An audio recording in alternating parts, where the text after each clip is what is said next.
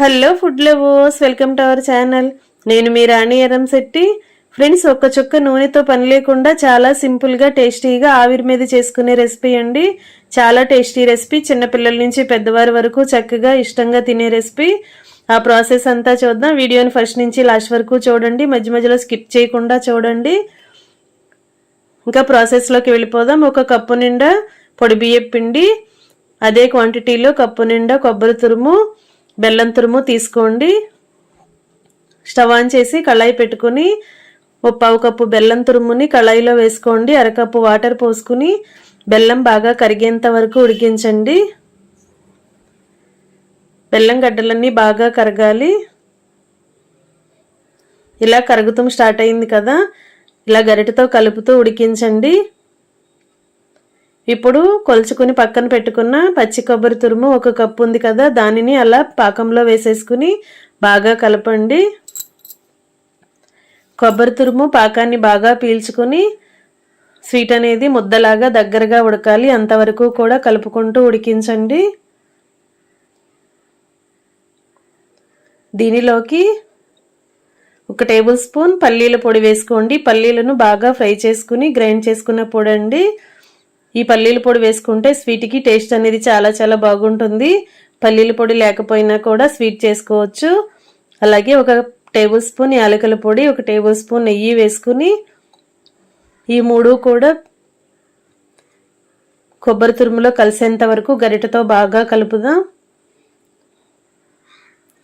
Flame సిమ్లో పెట్టుకుని ఉడికించినట్లయితే కొబ్బరి తురుమంతా కూడా పాకాన్ని బాగా పీల్చుకుని ముద్దలాగా వస్తుంది.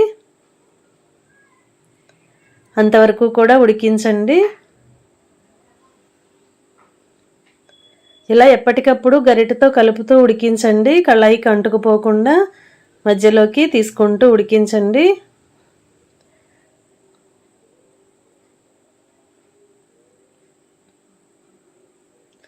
కరెక్ట్గా ఉడికిందో లేదో తెలుసుకోవటానికి కొంచెం స్వీట్ని చేత్తో పట్టుకొని చూసినట్లయితే స్వీట్ అనేది ముద్దలాగా మనం ఉండ చేసుకోవటానికి వీలుగా వస్తుందండి. అంతవరకు కూడా ఉడికించండి.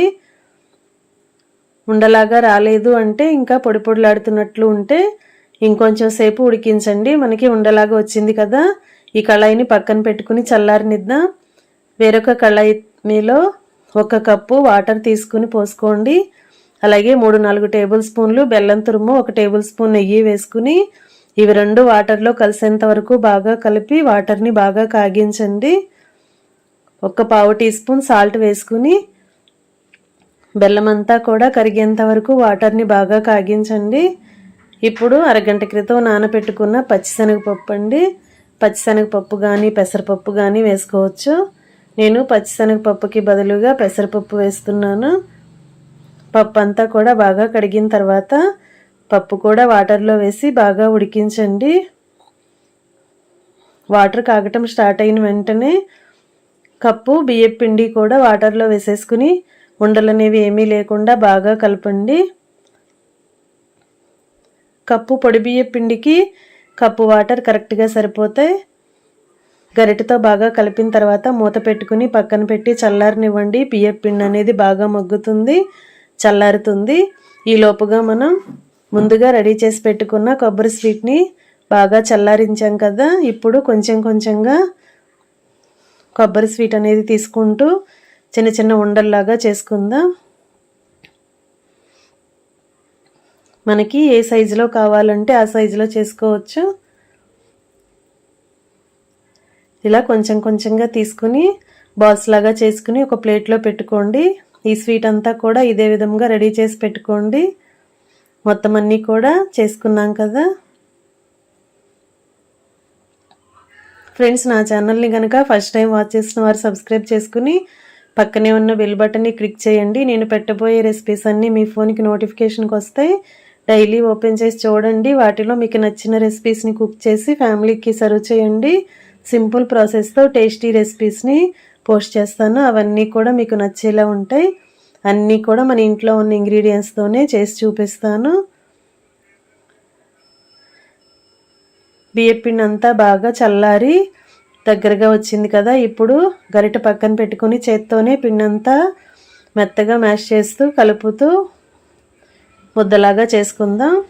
బాగా రెడీ అయిన తర్వాత పిండి ముద్ద రెడీ అయింది కదా, ఇప్పుడు చేతికి కొంచెం నెయ్యి అప్లై చేసుకుని కొంచెం బియ్యపిండి ముద్దని తీసుకుని ఇలా పల్చగా చేసుకుని దాని లోపల కొబ్బరి స్వీట్ని పెట్టుకోండి. ఇప్పుడు కొబ్బరి ఉండంతా కూడా బయటికి కనిపించకుండా బియ్యపిండి ముద్దతో కవర్ చేయండి. ఇలా మొత్తం అంతా కూడా చుట్టూ బియ్యపిండి ముద్దంతా వచ్చేలా చేసుకుని ఇలా రౌండ్గా బాల్ లాగా చేయండి. పిండి అనేది బాగా ఉడికి మగ్గినట్లయితే మనం చేత్తో మెత్తగా పిసుకుతూ బియ్యపిండిని కలిపినట్లయితే మనం బాల్ చేసుకునేటప్పుడు ఎక్కడా కూడా పగుళ్ళు క్రాక్స్ అనేవి ఏమీ రాకుండా ఇలా ముద్దలాగా నీట్గా వస్తుందండి. బియ్యపిండిని బాగా కలుపుకొని ఇలా రెడీ చేసుకోండి. ఇదే విధంగా మిగిలిన కొబ్బరి ఉండలన్నీ కూడా బియ్యపిండి ముద్దలతో ఇలా కవర్ చేసుకుంటూ పూర్ణంలాగా రెడీ చేసుకోండి.